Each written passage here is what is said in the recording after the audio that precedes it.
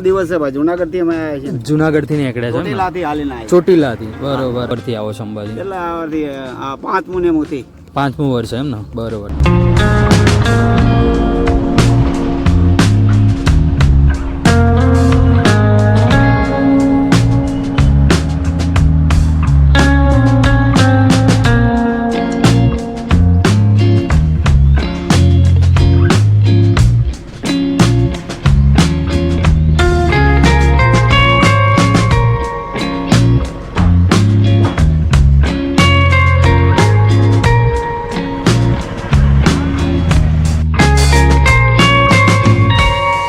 Guys good morning, જય માતાજી બધાને. આપણા પણ આજનો વ્લોગ જે કહી છે ને અલગ ટોપિક ઉપર થવાનો છે.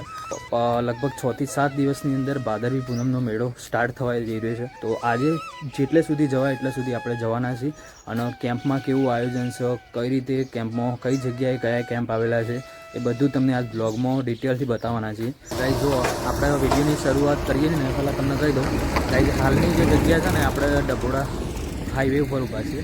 આપણો ખેરાલુથી અંબાજી હાઈવે, સકલાખાવાળો હાઈવે.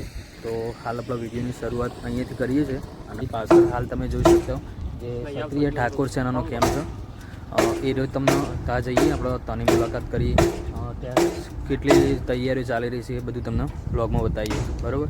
તો જો અમારી સામે આ બાજુ છે ક્ષત્રિય ઠાકોર સેનાનો કેમ્પ, ત્યાં જઈએ અને તમને થોડી ઝલક બતાવીએ અને પછી આપણે આગળ જવાનું છે.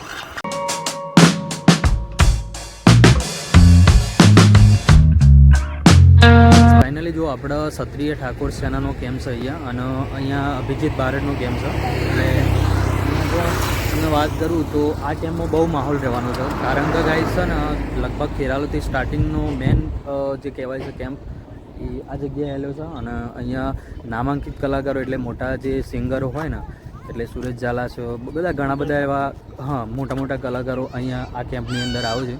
તો જો આ કેમ્પનો માહોલ બહુ જબરજસ્ત રહેવાનો છે. હાલ કેટલી તૈયારીઓ છે ને બધું તમને બ્લોગમાં બતાવીએ બરાબર. ચલો, અને રાત્રેનો માહોલ પણ જોરદાર હોય છે, એ પણ આપણો એક બીજા બ્લોગની અંદર તમને બતાવીશું બરાબર. હાલની અંદર માહોલ ગરમ હોય છે આ જગ્યાએ, બહુ એટલે બહુ જ માહોલ હોય છે. તો ચલો તમે અંદર જઈને તમને શું તૈયારી છે એ બધું બતાવીએ.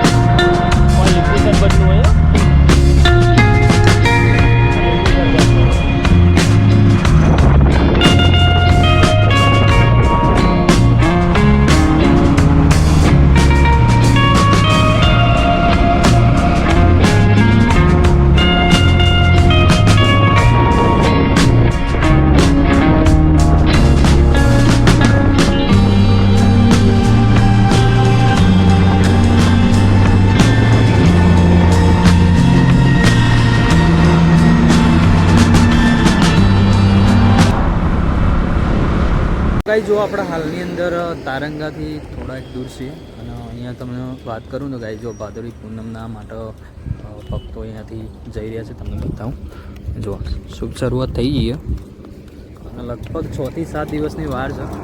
અહીંયા શરૂઆત થઈ ગઈ છે.